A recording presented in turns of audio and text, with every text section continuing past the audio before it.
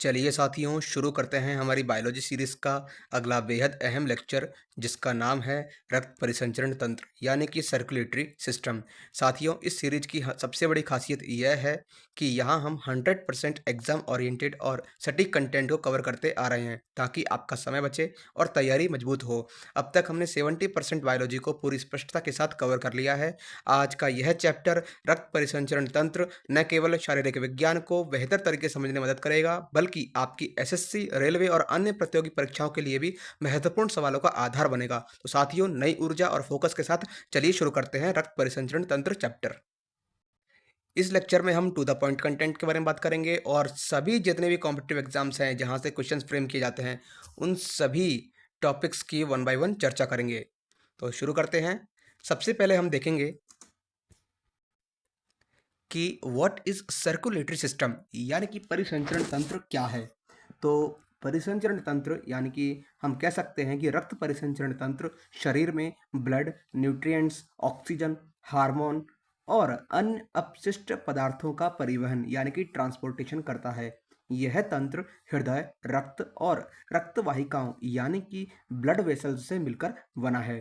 ठीक है, अगर हम इसके मेन ऑर्गन्स की बात करें और उनके फंक्शन की बात करें, तो इसमें सबसे पहले आता है हार्ट। क्या आता है? हार्ट, हृदय, जो कि छाती के बीच थोड़ा बाईं ओर होता है। इसका अगर फंक्शन की बात करें तो यह रक्त को पूरे शरीर में पंप करने के काम आता है। ब्लड को पूरे शरीर में पंप करने के काम आता है। ठीक है, इसके 4 चैम्बर होते हैं। कौन कौन से? एक तो होता है राइट एट्रियम, राइट ऑट्रियम यानी कि दायां आलिंद। फिर होता है एक राइट वेंट्रिकल यानी दायां निलय। एक होता है लेफ्ट ऑट्रियम यानी कि दाएं बायां आलिंद। और एक होता है लेफ्ट वेंट्रिकल यानी कि बायां निलय। ठीक है, फिर आता है परिसंचरण तंत्र में नेक्स्ट ब्लड। अगर ब्लड की बात करें तो यह शरीर का तरल ऊतक होता है। कौन सा? शरीर का लिक्विड ऊतक होता है। ठीक है, लिक्विड टिश्यू, लिक्विड टिश्यू होता है। ठीक है, अगर हम इसके कंपोनेंट्स की बात करें तो इसके मुख्यतः 4 कंपोनेंट होते हैं। कौन कौन से? एक तो होता है आरबीसी, आरबीसी। ठीक है, एक होता है डब्ल्यूबीसी। फिर आता है प्लेटलेट्स, प्लेटलेट्स। और एक होता है प्लाज्मा। ठीक है, अगर गाइस यहाँ इस चैप्टर में हम टू द पॉइंट कंटेंट के बारे में बात करेंगे, जो कि सिर्फ और सिर्फ एग्जाम ओरिएंटेड है। अभी मैं आपको ब्रीफली इसके बारे में इंट्रोड्यूस करवा रहा हूँ, फिर हम देखेंगे कि शॉर्ट नोट्स के माध्यम से जो भी हमने लिखा है उसको किस तरीके से एग्जाम ओरिएंटेड, एग्जाम परस्पेक्ट से याद रखना है। ठीक है, अब अगर बात करें आरबीसी की, तो आरबीसी जो है वो ऑक्सीजन का परिवहन करता है। किसका? ऑक्सीजन का। ऑक्सीजन का ट्रांसपोर्टेशन करता है और इसमें हीमोग्लोबिन की उपस्थिति होती है। किसमें? आरबीसी में। फिर आता है डब्ल्यूबीसी, यह इम्यूनिटी के लिए रिस्पॉन्सिबल होता है। किसके लिए? इम्यूनिटी के लिए, यानी कि रोग प्रतिरोधक क्षमता को बढ़ाने के लिए रिस्पॉन्सिबल कौन सा कंपोनेंट है? वो है ब्लड का डब्ल्यूबीसी यानी कि व्हाइट ब्लड सेल्स। आरबीसी को बोलते हैं रेड ब्लड सेल्स और यानी कि लाल रक्त कणिकाएं, और डब्ल्यूबीसी को बोलते हैं व्हाइट ब्लड सेल्स यानी कि व्हाइट श्वेत रक्त कणिकाएं। फिर आता है प्लेटलेट्स यानी कि बिम्बाणु। यह रक्त का थक्का बनाने के काम आता है, यानी कि किसकी क्लोटिंग करने का काम आता है? ब्लड की क्लोटिंग के लिए रिस्पॉन्सिबल होता है। कौन? प्लेटलेट्स। फिर बात करें प्लाज्मा की, तो यह पोषक तत्व, न्यूट्रिएंट्स, हार्मोन और अपशिष्ट पदार्थों का ट्रांसपोर्टेशन करने के लिए रिस्पॉन्सिबल होता है। कौन? प्लाज्मा। ठीक है, अब फिर आता है नेक्स्ट आता है, फर्स्ट हो गया हार्ट परिसंचरण तंत्र में, सेकंड हो गया ब्लड, थर्ड आता है ब्लड वेसल्स यानी कि रक्त वाहिकाएं, ब्लड वेसल्स, वेसल्स। ठीक है, तो ये होते हैं रक्त वाहिकाएं। इसके मुख्यतः 3 कंपोनेंट्स होते हैं। कौन कौन से? फर्स्ट है आर्टरीज, आर्टरीज। सेकंड है वेन्स और थर्ड है कैपिलरीज, कैपिलरीज। ठीक है, आर्टरीज की बात करें तो इसे बोलते हैं धमनियाँ, वेन्स की बात करें तो शिराएं, और कैपिलरीज की बात करें तो केशिकाएं। ये इसके सब सब कैटेगराइज किया गया है किसको, ब्लड वेसल्स को, यानी कि रक्त वाहिकाएं, जहाँ से रक्त बहता है, जहाँ से रक्त का बहना प्रोसेस होता है। ठीक है, अगर हम वेसल्स, ब्लड वेसल्स में वन बाय वन देखें कि आर्टरीज यानी कि धमनियाँ क्या होती हैं, तो यह ऑक्सीजन युक्त रक्त को हृदय से शरीर तक ले जाती है। किसको? आर्टरीज का काम क्या होता है कि यह O2 से जो लेस रक्त है उसको हार्ट से शरीर तक पहुंचाने का कार्य करती है। कौन? धमनियाँ। और यह अगर शिराओं की बात करें यानी कि वेन्स की बात करें तो यह CO2 युक्त ब्लड को शरीर से हृदय तक ले जाने के कार्य करती है। आर्टरीज तो ले जाती है हार्ट से ब्लड की ओर, बॉडी की ओर, हार्ट से बॉडी की ओर। ठीक है, और जो वेन्स हैं वो CO2 यानी कार्बन डाइऑक्साइड युक्त रक्त को शरीर से, बॉडी से हार्ट की ओर ले जाने का कार्य करती है, क्योंकि हार्ट ही तो एक ऐसा संसाधन है जो कि प्योरीफाई करेगा। ठीक है, जो कि ब्लड में ऑक्सीजन को इन्वॉल्व करेगा। ठीक है, तो इसलिए हार्ट ही एक तरीके से मेजर रिसोर्स का काम कर रहा है यहाँ पे। तो अगर ऑक्सीजन, हमें शरीर में सबसे ज़्यादा नीड किसकी होती है? ऑक्सीजन की। तो ऑक्सीजन युक्त जो रक्त है वो हार्ट से ब्लड की ओर जाता है। किसके माध्यम से? वो जाता है आर्टरीज के माध्यम से, और जो कि क्या बोलते हैं, जिन्हें धमनियाँ बोलते हैं। और जो CO2 युक्त रक्त है वो बॉडी से, वो जाता है बॉडी से हार्ट की ओर, किसके माध्यम से? वेन्स के माध्यम से, जिन्हें हम शिराएं बोलते हैं। फिर आता है कैपिलरीज यानी कि केशिकाएं। केशिकाएं यह धमनियों और शिराओं को जोड़ती है। किन किन को? आर्टरीज को और वेन्स को कनेक्ट करने का काम कौन करती है? कैपिलरीज यानी कि केशिकाएं। ठीक है, तो अभी तक हमने देखा कि हार्ट के 4 चैम्बर होते हैं। कौन कौन से? Left left atrium, right atrium, और लेफ्ट विंट्रिकल, राइट विंट्रिकल। लेफ्ट ऑट्रियम होता है बायां आलिंद, राइट ऑट्रियम होता है दायां आलिंद। लेफ्ट विंट्रिकल होता है बायां निलय और राइट विंट्रिकल होता है दायां निलय। गाइस, यहाँ पर हम हार्ट के रिस्पॉन्स में, हार्ट के हिसाब से देख रहे हैं। ये हमारा जो राइट और लेफ्ट है, ये हार्ट के हिसाब से ये राइट है और ये लेफ्ट है। ठीक है, तो इसके हार्ट के हो गए 4 चैम्बर। अगर हम बात करें, फिर आता है आर्टरीज और वेन्स के बारे में पढ़ा था। आर्टरीज और वेन्स के बारे में पढ़ा था हमने। तो आर्टरीज के काम करती है, ये ऑक्सीजन युक्त रक्त को हृदय से बॉडी तक ले जाने का कार्य करती है। ठीक है, आर्टरीज यानी कि धमनियाँ। और वेन्स जो है ये तो करती है O2 का वाहन करती है। और ये जो वेन्स है ये CO2 युक्त रक्त को बॉडी से हृदय तक लाने का काम करती है। ठीक है, अब अगर जैसे हम जो हृदय के बारे में बात करेंगे तो वहाँ पर कुछ अपवाद हैं, जैसे कि फुफ्फुसीय धमनी और फुफ्फुसीय शिरा, यानी कि पल्मोनरी आर्टरी और पल्मोनरी वेन्स। तो इनका जो ये जो एक तरीके से एक्सेप्शंस होते हैं, क्योंकि फुफ्फुसीय धमनी की बात करें तो वहाँ पर अनऑक्सीकृत रक्त प्रवाहित होता है, और फुफ्फुसीय शिराओं की बात करें तो वहाँ ऑक्सीकृत रक्त प्रवाहित होता है। तो जैसे ही हम आगे नेक्स्ट देखेंगे तो यहाँ हम देखेंगे किस तरीके से ये अपवाद होते हैं और कौन सी धमनियाँ कैसे कहाँ जाती हैं, ब्लड कहाँ से कहाँ की ओर जाता है। तो इसको बहुत ही अच्छे तरीके से इस फिगर के माध्यम से हम समझेंगे। ठीक है, तो गाइज, जैसा कि हम जानते हैं हार्ट एक मस्कुलर अंग है, एक पेशीय अंग है जो हमारे शरीर में रक्त का परिसंचरण करता है, यानी कि ब्लड के सर्कुलेशन को बनाए रखता है। यह हमारी छाती के मध्य में थोड़ा बाईं ओर स्थित होता है। इसका मुख्य कार्य ऑक्सीजन युक्त रक्त को शरीर के विभिन्न हिस्सों में पहुंचाना और ऑक्सीजन रहित रक्त को फेफड़ों तक वापस लाने का कार्य करता है। ठीक है, अगर हम इसके स्ट्रक्चर की बात करें तो इसके मुख्यतः 4 स्ट्रक्चर होते हैं, यानी कि 4 चैम्बर्स होते हैं, जो कि हृदय, यानी कह सकते हैं कि हृदय में कुल 4 कक्ष होते हैं, जिसमें 2 तो होते हैं आलिंद और 2 होते हैं निलय, जिन्हें हम वेंट्रिकल बोलते हैं, ऑट्रियम और वेंट्रिकल। ठीक है, ऑट्रियम की बात करें तो एक होता है दायां आलिंद और एक बायां आलिंद, और वेंट्रिकल की बात करें तो एक होता है दाहिना निलय और एक होता है बायां निलय।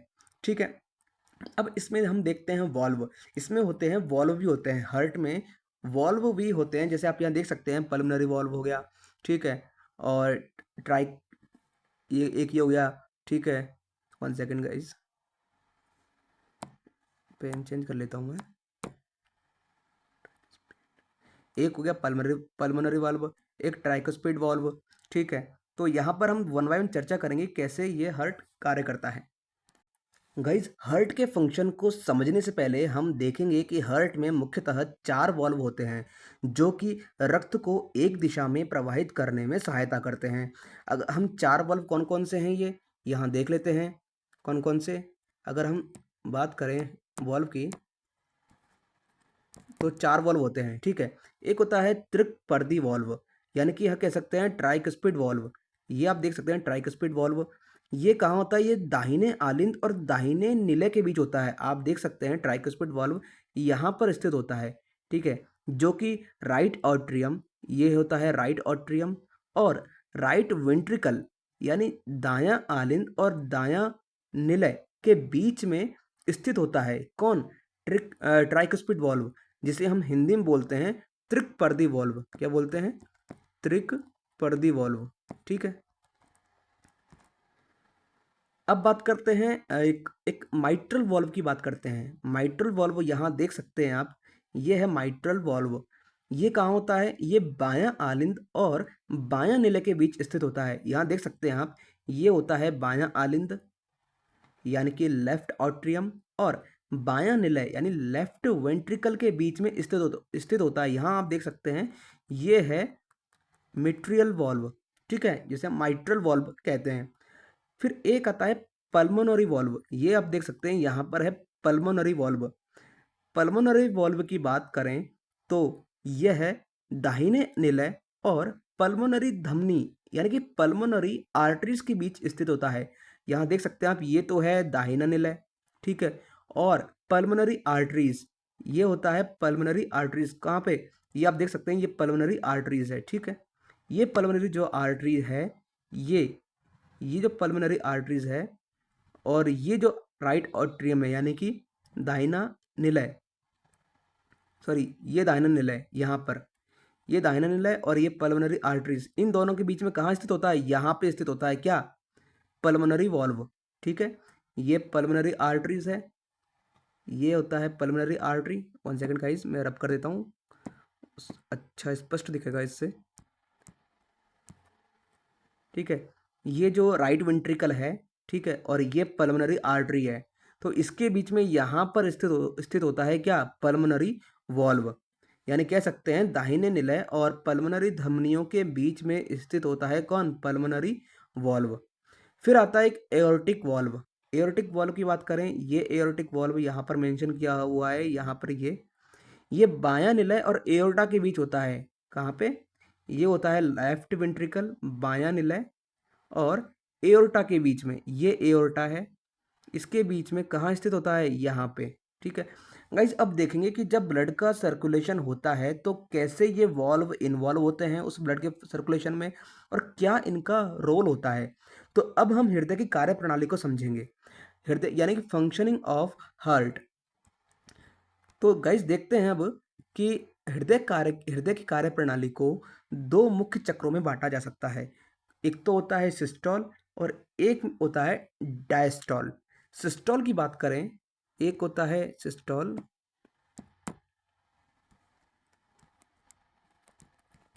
सिस्टोल, और एक होता है डायस्टोल, ठीक है, डायस्टोल।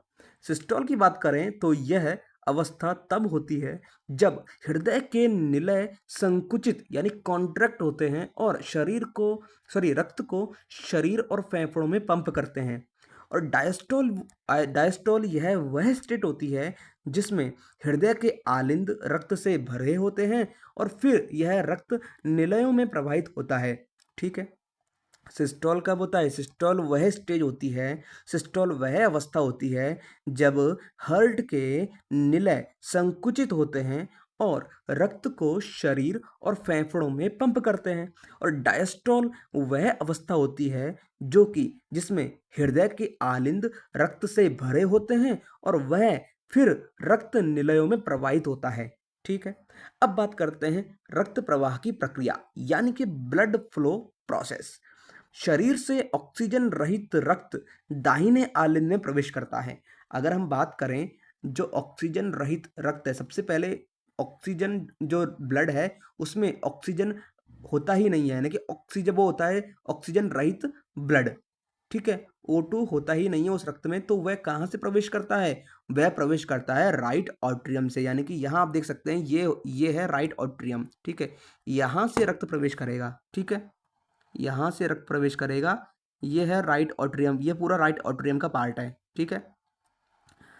अब राइट ऑट्रियम आपने देखा, दाहिने आलिंद से यह रक्त दाहिने निलय में जाता है। आप देख सकते हैं कि ये है राइट वेंट्रिकल, ठीक है? तो रक्त यहाँ से ऑक्सीजन रहित रक्त यहाँ से प्रवेश किया और यहाँ से होता हुआ ये कहाँ गया? ये गया राइट वेंट्रिकल में। राइट वेंट्रिकल में गया, ठीक है? और फिर पल्मोनरी धमनियों द्वारा फेफड़ों में पंप किया जाता है। तो फिर जब रक्त यहाँ आ गया, तो ये जो पल्मोनरी धमनियाँ हैं, यहाँ आप देख सकते हैं ये पल्मोनरी आर्टरीज़ है। तो पल्मोनरी आर्टरी के माध्यम से के थ्रू जो रक्त है वो कहाँ जाता है? फेफड़ों में पंप किया जाता है, ठीक है? ये आप देख सकते हैं यहाँ फेफड़ों में पंप किया जाता है, ठीक? अब आता है ऑक्सीजन जो युक्त रक्त है, जब ऑक्सीजन मिल गई रक्त को, क्योंकि ऑक्सीजन कहाँ से ले रहे हैं? ऑक्सीजन कहाँ से प्रोवाइड हो रही है?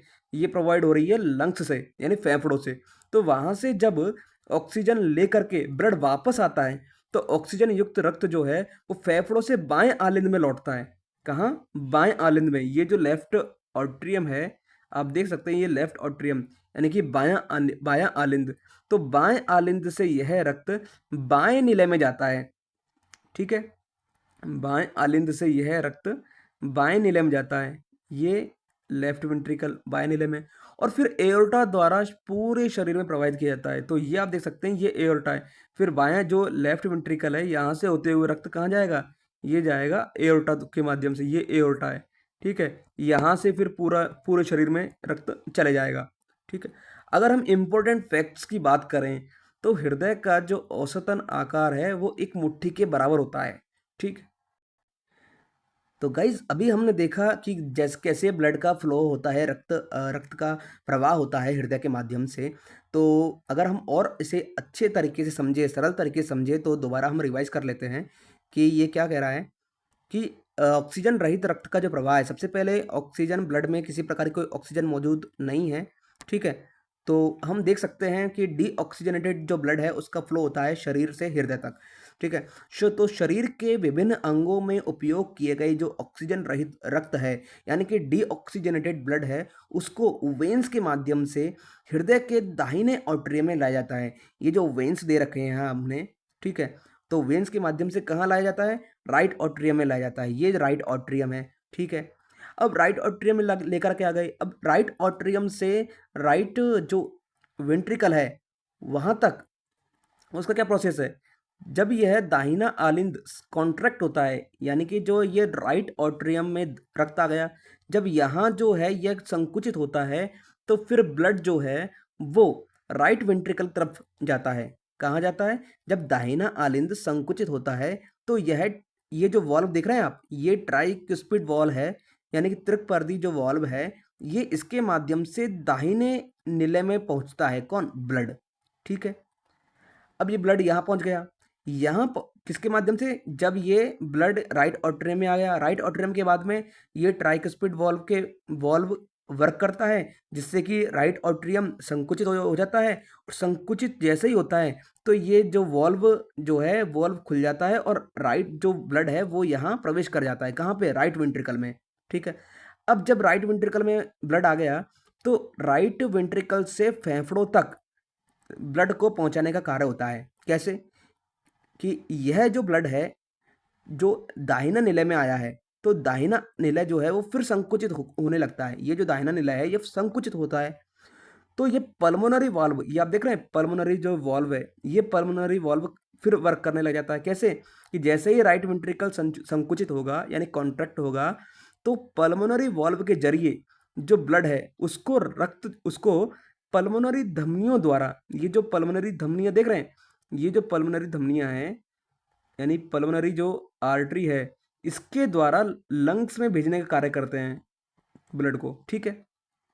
तो ये हो गया डीऑक्सीजनेटेड ब्लड का सर्कुलेशन। अब जो है फेफड़ों तक चला गया ब्लड, फेफड़ों से जो ब्लड ने फिर ली ऑक्सीजन, वहाँ से इसको ऑक्सीजन प्राप्त हुई। अब यह जो ऑक्सीजनेटेड जो ब्लड है, ये फेफड़ों से फिर दोबारा हार्ट की ओर आएगा। कैसे? फेफड़ों से इसने ऑक्सीजन को प्राप्त कर लिया। फेफड़ों में यह रक्त ऑक्सीजन प्राप्त करता है और कार्बन डाइऑक्साइड छोड़ता है। इस प्रक्रिया को हम कहते हैं गैस एक्सचेंज। क्या कहते हैं? Gas exchange. गैस एक्सचेंज, ठीक है। सॉरी गाइस, दोबारा लिखता हूँ। गैस एक्सचेंज यानी कि गैसों का आदान प्रदान हो रहा है। यह जो CO2 को तो छोड़ता है और ऑक्सीजन वहां से लेता है, क्योंकि फेफड़े यही काम करते हैं। अब यह जो रक्त ऑक्सीजन से भरपूर है, जिसे हम कह सकते हैं कि ऑक्सीजनेटेड ब्लड है, ये ऑक्सीजनेटेड ब्लड पल्मोनरी वेन्स के द्वारा हृदय में वापस आता है।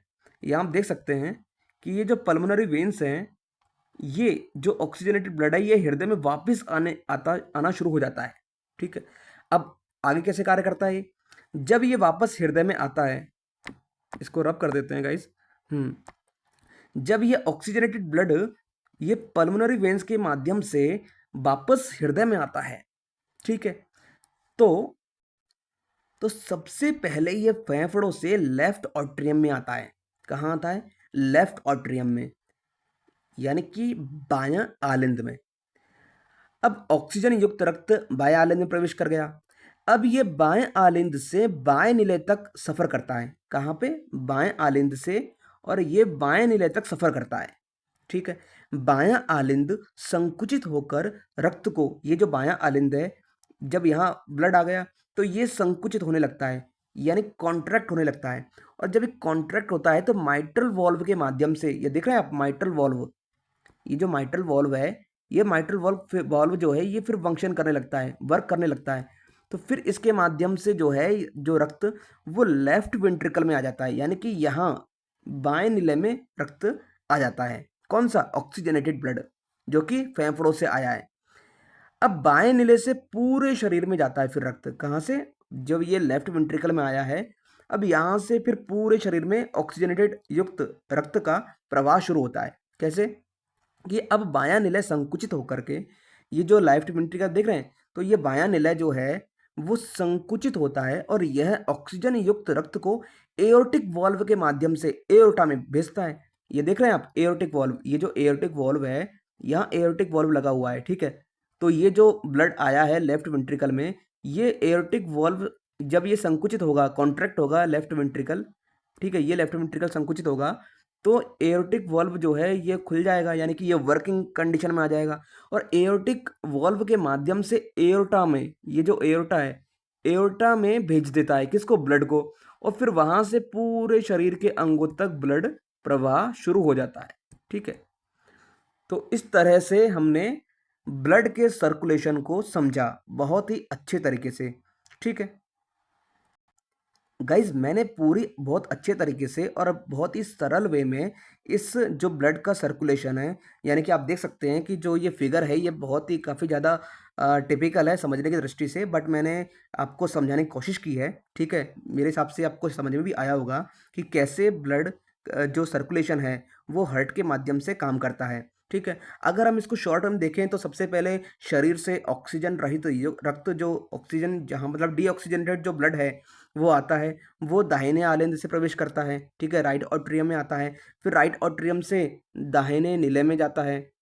राइट ऑट्रियम में आ गया, राइट ऑट्रियम से फिर दाहिने निलय यानी कि राइट वेंट्रिकल में जाता है। फिर राइट वेंट्रिकल से जाता है फेफड़ों में पल्मोनरी आर्टरी के थ्रू। ठीक है, फिर वहाँ से फेफड़ों से होते हुए फिर वहाँ से ये लेता है ऑक्सीजन। ब्लड ब्लड क्या लेता है? ऑक्सीजन लेता है। जो ऑक्सीजन युक्त रक्त है फिर वो बायां आलिंद में प्रवेश करता है। किसके माध्यम से? पल्मोनरी वेन्स के माध्यम से। पल्मोनरी जो वेन्स होती है इनके माध्यम से कहाँ प्रवेश करता है? लेफ्ट ऑट्रियम में। ठीक है, यानी कि बाएं आलिंद में। अब बाएं आलिंद से फिर ये जाता है लेफ्ट वेंट्रिकल यानी कि बाएं निलय में। किसके थ्रू? माइट्रल वॉल्व के थ्रू। माइट्रल वॉल्व के थ्रू जब बायां निलय में ये ब्लड जाता है तो फिर यहाँ से जब लेफ्ट वेंट्रिकल संकुचित हो जाता है यानी कॉन्ट्रैक्ट हो जाता है, तो फिर ये एओर्टिक वॉल्व के माध्यम से फिर ये एओर्टा में प्रवेश करता है और एओर्टा से फिर पूरे ब्लड में जो ब्लड का सर्कुलेशन है पूरी बॉडी में वो प्रवाहित होने स्टार्ट हो जाता है। तो ये पूरी प्रक्रिया है किसकी? ब्लड की। ठीक है। और ये पूरी प्रक्रिया किसके माध्यम से होती है? ये हार्ट के माध्यम से होती है, जिसमें 4 चैम्बर होते हैं, दायाँ अलिंद, दायाँ निलय, बायाँ अलिंद और बायाँ निलय, ठीक है? जो कि हमने बहुत ही इत्मीनान से, बहुत ही अच्छे से समझा, ठीक है? तो इस प्रकार जो हृदय है वो एक पंप की तरह कार्य करता है, जो शरीर में ऑक्सीजन युक्त और ऑक्सीजन रहित रक्त का प्रवाह बनाए रखता है, ठीक? साथियों, अब आप यहाँ देख सकते हैं कि ये जो 2 वर्ड दे रखे हैं हमें, सुपीरियर वेना कावा और इंफीरियर वेना कावा, ठीक है? ये होते क्या हैं? सुपीरियर वेना कावा यानी कि ऊपरी मुख्य शिरा, इसे क्या बोलते हैं? ऊपरी मुख्य शिरा। और इंफीरियर वेना कावा इसे बोलते हैं निचली मुख्य शिरा, ठीक है? अगर हम बात करें सुपीरियर वेना कावा और इंफीरियर इंफीरियर वेना कावा जो है, ये दोनों ही हमारे शरीर में ऑक्सीजन रहित रक्त को, यानी कि डीऑक्सीजनेटेड ब्लड को हृदय के दाहिने आलिंद यानी राइट ऑट्रियम में पहुंचाने का काम करती है, ठीक है? हमने जो भी फंक्शन पूरा पढ़ा था, वो उनमें जो सुपीरियर वेना कावा का जो काम है और इंफीरियर वेना कावा का जो काम है, वो ये है कि यह डीऑक्सीजनेटेड ब्लड को हृदय के दाहिने, और ये जो पूरा पार्ट है, ये जो आप, अगर हम हृदय को डिवाइड करें, और 1 सेकंड गाइस, अगर हम डिवाइड करें तो ये जो पार्ट है, ये वाला, ये है राइट राइट पार्ट और ये है लेफ्ट पार्ट, ठीक है? तो राइट पार्ट में हम देख सकते हैं कि जो ऑक्सीजन रहित रक्त है यानी डीऑक्सीजनेटेड जो ब्लड है, उसको हृदय के दाहिने आलिंद में पहुंचाने का कार्य करता है कौन? सुपीरियर वेना कावा। इधर से भी जाएगा और इधर से भी जाएगा, ठीक है? यह जो शिरा है यानी सुपीरियर वेना कावा की बात करें तो यह शिरा शरीर के ऊपरी हिस्से से रक्त लाती है, जैसे कि सिर, गर्दन, छाती और हाथों से। यह रक्त को हृदय के दाहिने ऑट्रियम, दाहिने आलिंद में पहुंचाती है। किस में पहुंचाती है? आप देख सकते हैं राइट ऑट्रियम में। ये सुपीरियर वेना कावा से होते हुए जो रक्त है वो राइट ऑट्रियम में आता है, ठीक है? इसका जो मुख्य कार्य है वो शरीर के ऊपरी हिस्से से ऑक्सीजन रहित रक्त को एकत्र करना और उसे हृदय तक लाना होता है, ठीक है? अब बात करते हैं इन्फीरियर वेना कावा की। यहाँ आप देख सकते हैं, यहाँ देख सकते हैं ये इन्फीरियर वेना कावा है, यानी कि निचली मुख्य शिरा। यह शिरा शरीर के निचले हिस्से से रक्त लाती है, जैसे कि पेट, पैर और शरीर के अन्य निचले अंगों से।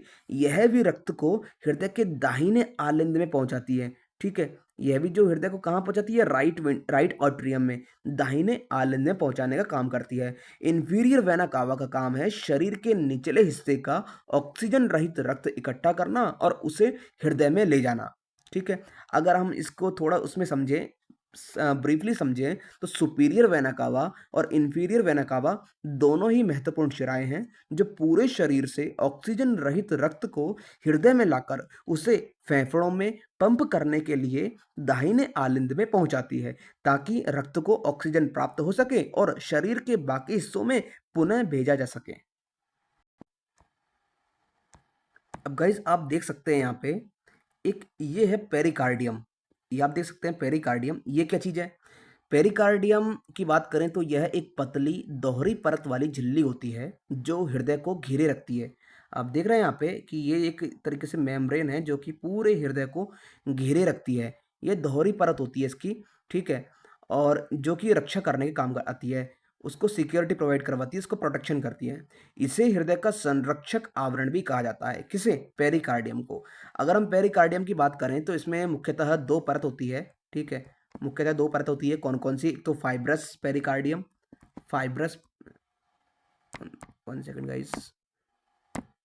एक तो होती है फाइब्रस पेरिकार्डियम और एक होती है सीरस पेरिकार्डियम। फाइब्रस पेरिकार्डियम की बात करें तो यह बाहरी, मजबूत और मोटी परत होती है जो हृदय को भारी आघात यानी एक्सटर्नल शॉक से बचाती है। कौन? फाइब्रस।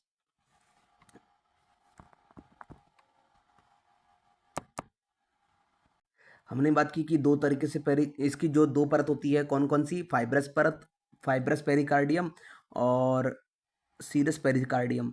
फाइब्रस पेरिकार्डियम की बात करें तो यह बाहरी, मजबूत और मोटी परत होती है, ठीक है? जो कि किसके क्या काम आती है? ये एक्सटर्नल शॉक से बचाती है। किसको? हार्ट को। जो और इसे आसपास की संरचनाओं से जोड़ती है। सीरस पेरिकार्डियम की बात करें तो यह पतली और चिकनी परत होती है और यह 2 उप परतों में डिवाइड होती है। एक तो होती है पैरेटल लेयर और एक होती है विसरल लेयर। पेरिटल लेयर और विसरल लेयर, पेरिटल लेयर और एक होती है विसरल।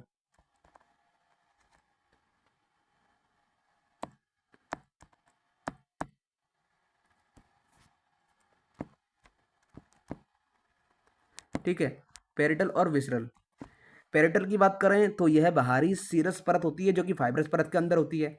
ठीक है, और विसरल परत की बात करें तो यह एक तरीके से सीधे हृदय से चिपकी हुई होती है और इसे ढकती है। यहाँ ये जो है ये कौन सी है, विसरल परत है। ठीक है, और इनके जो परतों के बीच में जो गैप होता है, ये देख रहे हैं आप गैप, ये जो गैप है इसे हम बोलते हैं पेरिकार्डियल कैविटी। ठीक है, अगर हम इसके फंक्शन की बात करें तो यह प्रोटेक्शन काम आती है, यानी कि हृदय को बाहरी चोटों और आघातों से बचाती है, और ये एक तरीके से घर्षण को कम करती है, रिड्यूस करती है फ्रिक्शन को। पेरिकार्डियल फ्लूइड हृदय की धड़कन के दौरान घर्षण को कम करने काम करती है, और जो इसकी पोजीशन है यानी कि उसको मेंटेन रखने काम करती है। यह हृदय को अपनी जगह पर बनाए रखती है, और जो उसके अत्यधिक फैलाव यानी कि ओवर स्ट्रेचिंग जो है उसको रोकती है। ठीक है, कौन, पेरिकार्डियम। ठीक, अगर हम ब्रीफली इसको कहें कि पेरिकार्डियम क्या है, तो पेरिकार्डियम एक सुरक्षात्मक झिल्ली है जो हृदय को ढकती है, उसे सुरक्षित रखती है और धड़कन के दौरान घर्षण को कम करती है। तो अब तक हमने जो देखा वो क्विकली रिकैप करें तो हमने देखा कि धमनियाँ जो हैं वो ऑक्सीजनेटेड ब्लड को कैरी करती हैं, और शिराएँ यानी कि वेन्स जो है वो डीऑक्सीजनेटेड ब्लड को कैरी करती हैं। अगर हम बात करें एक्सेप्शन की, तो ये दोनों एक्सेप्शंस हैं। कैसे कि पल्मोनरी जो आर्टरी है वो डीऑक्सीजनेटेड ब्लड को कैरी करती है, और पल्मोनरी वेन्स ऑक्सीजनेटेड ब्लड को कैरी करती है। ठीक है, बात करें पल्मोनरी आर्टरीज की, अगर पल्मोनरी आर्टरी की बात करें यानी फुफ्फुसीय धमनियों की बात करें, तो यह हार्ट से लंग्स तक लेकर जाते हैं ब्लड को। ठीक है, और हार्ट में कौन सा चैम्बर, दायां निलय। ठीक है, दाएं निलय से, हार्ट के दाएं निलय से लंग्स तक ब्लड को सर्कुलेट करने का कार्य करती है, कौन, पल्मोनरी आर्टरी। और पल्मोनरी अगर वेंस की बात करें तो यह लंग्स से यानी कि फेफड़ों से हार्ट तक, और हार्ट के कौन चैम्बर में, ये है लेफ्ट लेफ्ट ऑर्ट्रिकल। ठीक है, यानी कि बायां आलिंद। ये तो है बायां निलय, किसमें, ये तो है बायां निलय से लंग्स तक, किसके माध्यम से, पल्मोनरी आर्टरी के माध्यम से। और ये है लंग्स से हार्ट तक, किसमें, बाएं आलिंद में। ठीक है, अब बात करें धमनियों की, तो धमनियां जो है वो हृदय से शरीर के विभिन्न अंगों तक ब्लड को सर्कुलेट करती है। कहाँ से, हार्ट से बॉडी के जो विभिन्न पार्ट हैं वहां तक रक्त को प्रवाहित करती है। और शिराओं की बात करें यानी वेन्स की बात करें, तो यह विभिन्न अंगों से यानी बॉडी पार्ट्स से हार्ट तक ब्लड को प्रवाहित करती है। ठीक है, अगर सबसे बड़ी अगर हम बात करें गाइस, सबसे बड़ी जो धमनी है मानव शरीर की, वो कौन सी है, क्या नाम है उसका, एओर्टा। क्या, एओर्टा। ये सबसे लॉन्गेस्ट आर्टरी है। ठीक है, और जब हृदय जब सिकुड़ता है यानी कॉन्ट्रैक्ट करता है तो सिस्टोल फंक्शन करता है, और जब रिलैक्स होता है तो उसे हम बोलते हैं, उस स्थिति को बोलते हैं डायस्टोल। यानी जब हार्ट जब कॉन्ट्रैक्ट करता है यानी सिकुड़ता है, तो उस स्थिति को क्या बोलते हैं, सिस्टोल। क्या बोलते हैं, सिस्टोल। और जब रिलीज होता है यानी रिलैक्स होता है, तो उसको हम बोलते हैं डायस्टोल। ठीक है, डायस्टोल।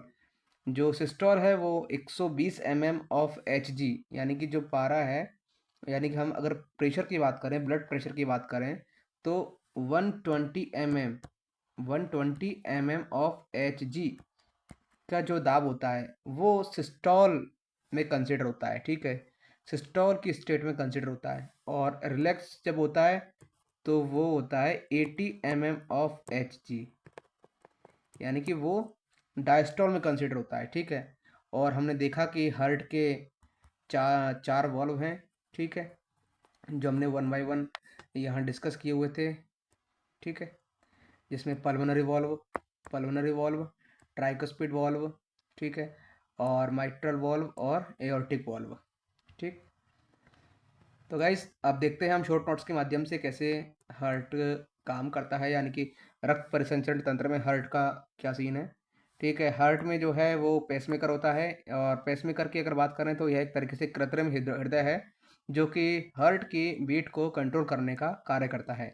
स्फिग्नोमेनोमीटर, यानी गाइस जो इस शॉर्ट नोट्स में जो चीज़ रह गई है हम उससे भी हम डिस्कस करेंगे। ठीक है, तो स्फिग्नोमेनोमीटर की बात करें तो यह धमनी रक्तचाप को मापने के लिए एक उपकरण है।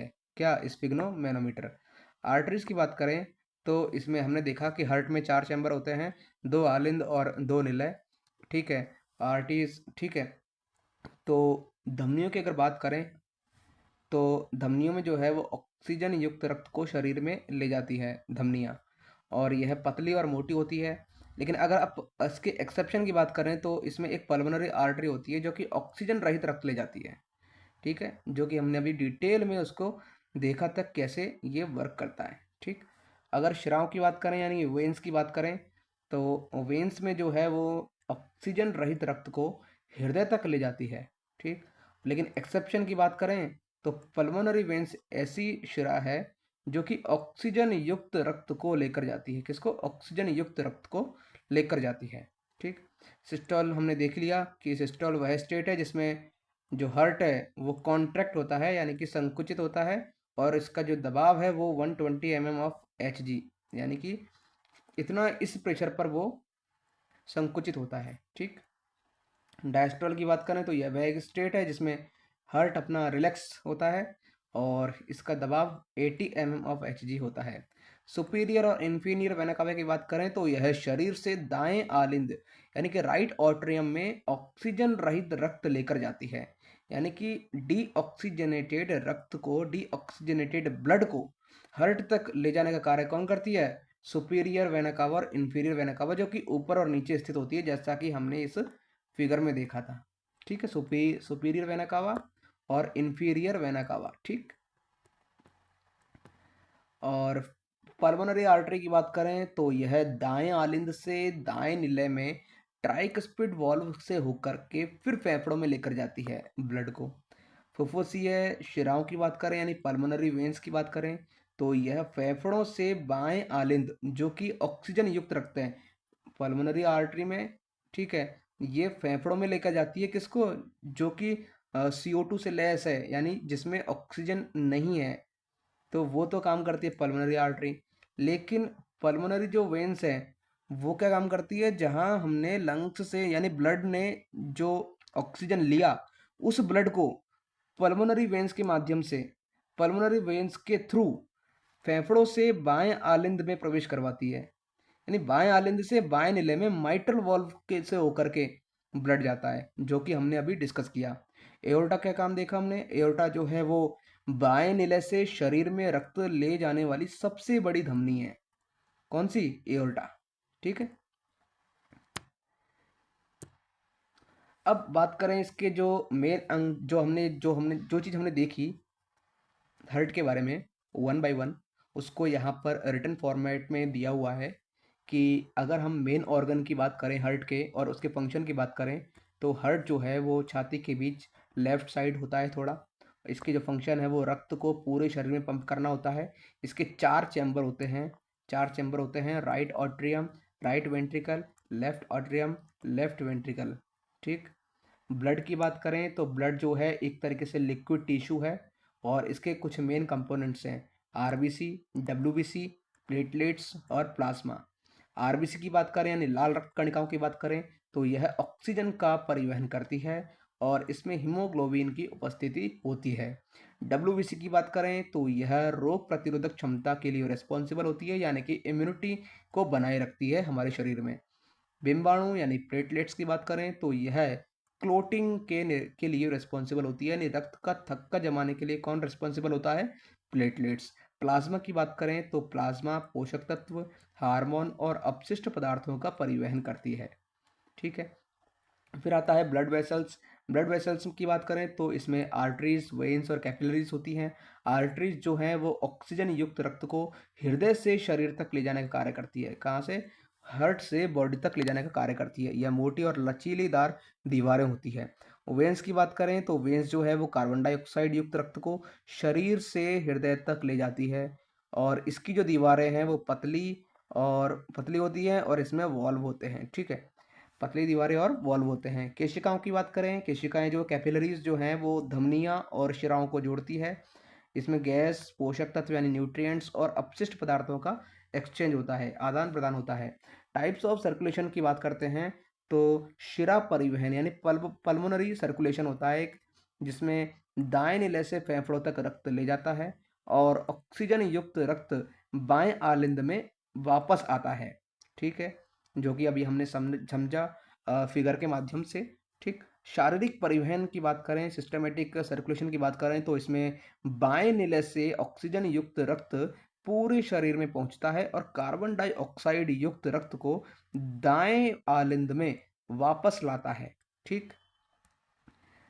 अब प्रोसेस की बात करें क्विकली तो हम देखते हैं कि ऑक्सीजन युक्त रक्त बाएं नीले से एओर्टा के माध्यम से पूरे शरीर में जाता है। शरीर के अंगों में गैसों और पोषक तत्वों का आदान प्रदान होता है। कार्बन डाइऑक्साइड युक्त रक्त शिराओं द्वारा दाएं आलिंद में वापस आता है। दाएं नीले से रक्त, दाएं नीले से जो ब्लड है वो फेफड़ों में जाता है, जहां ऑक्सीजन प्राप्त करता है। कहाँ से? फेफड़ों से। ऑक्सीजन युक्त रक्त बाएं आलिंद में वापस आ जाता है। तो ये इसका क्विकली रिकैप हो गया कि ब्लड का सर्कुलेशन कैसे होता है, ठीक है। अगर हम महत्वपूर्ण बिंदुओं की बात करें तो हृदय एक दिन में लगभग 72 बार धड़कता है। ब्लड प्रेशर जो है वो सामान्य ब्लड प्रेशर 120/80 mmHg है।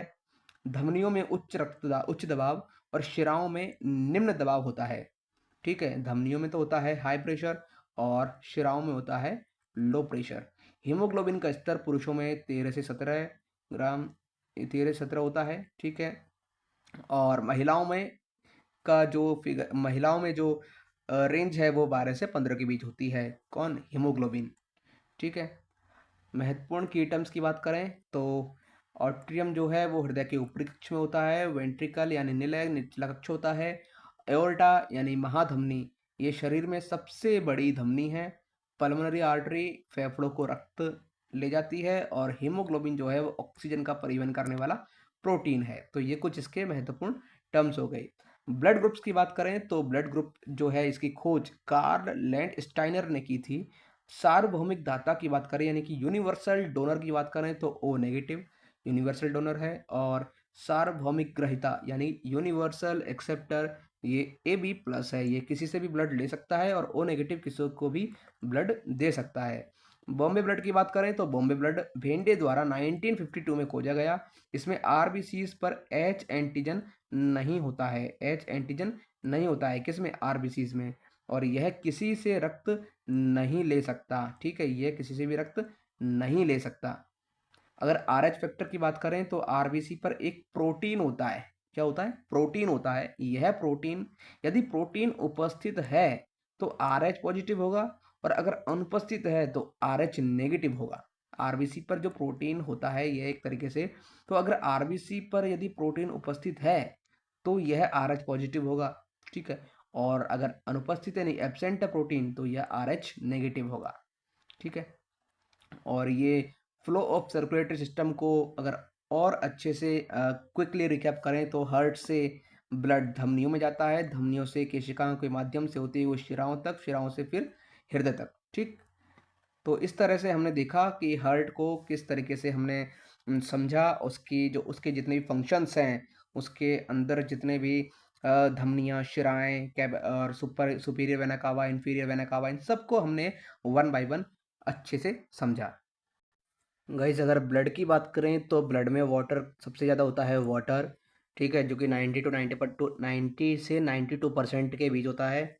फिर इसे कंपोनेंट की बात करें तो ब्लड में आरबीसी, डब्ल्यूबीसी और प्लेटलेट्स होती हैं। आरबीसी जो है वो लगभग 44 to 45% होता है। डब्ल्यूबीसी 0.7 to 0.8% होता है, ठीक है। और प्लेटलेट्स जो हैं वो 0.2 से 0.3% होता है।